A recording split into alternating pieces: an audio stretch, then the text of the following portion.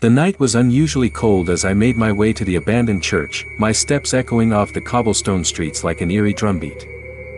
I couldn't believe I was doing this, but the rumors were too tempting to resist. They said the old church was haunted by a malevolent force, a nun who had once lived there, and two individuals who had gone there never returned. I needed to see it for myself. My name is Daniel, and I had always been drawn to the macabre, the unexplainable. The church stood as a looming silhouette against the moonlit sky, its ancient stones weathered by centuries of neglect. I had brought my best friend, Sarah, along for the adventure. She had been hesitant at first, but my enthusiasm was infectious, and she eventually agreed. The heavy wooden doors creaked open, releasing a musty smell of old wood and ancient secrets. As we entered, I couldn't help but feel a chill crawl up my spine. The church's interior was as decrepit as the outside, with crumbling pews and faded frescoes depicting scenes from the Bible. We had heard that the nun had been a cruel disciplinarian, known for her harsh methods of keeping the orphans in line. The story went that one stormy night, the two individuals who had come to seek shelter here had met a gruesome fate at her hands. It was a chilling tale that had been passed down through generations, whispered with caution. Sarah and I ventured further inside, our flashlights cutting through the thick darkness. I knew we were both nervous, but we tried to hide it behind forced laughter and exaggerated bravery. It was when we reached the confessional booth that we heard the faint sound of weeping.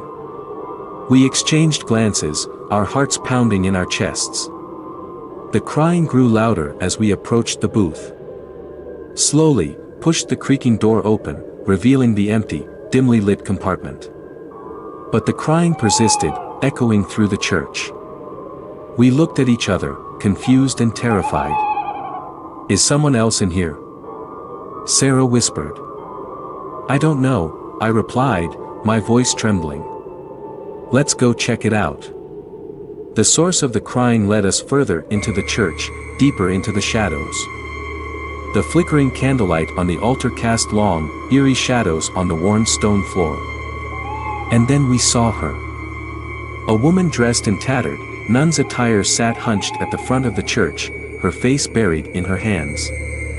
Her gray hair framed a withered, wrinkled face, and her shoulders shook with each painful sob. She seemed oblivious to our presence, or perhaps she didn't care. "Excuse me," I called out cautiously, "are you all right?" The woman slowly lifted her head, revealing hollow eyes that pierced through the darkness. Her gaze met mine, and her lips curled into a sinister smile. "You should have never come here," she whispered in a voice that sent shivers down my spine. As Sarah and I took a step back, the church doors slammed shut with a thunderous boom, sending echoes reverberating through the ancient hall. Panic coursed through my veins as we rushed to open them, but they refused to budge. Trapped. The nun stood, her movements inhumanly graceful as she floated towards us, her feet barely touching the ground.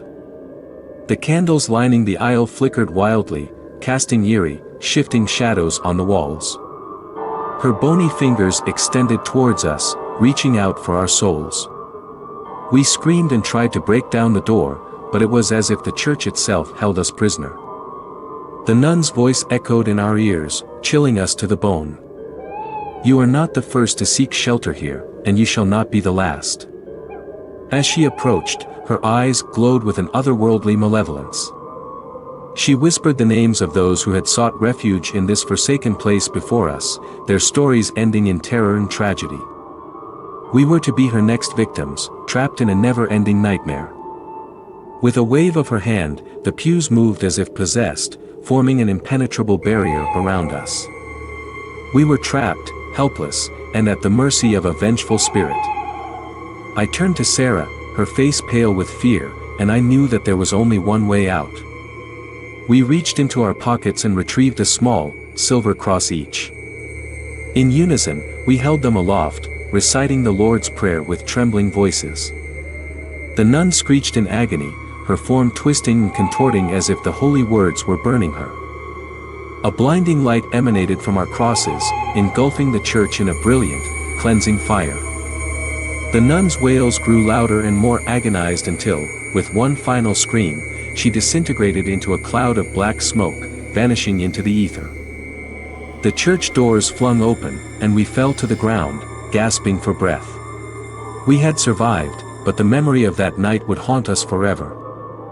We stumbled out of the church, the first rays of dawn breaking over the horizon.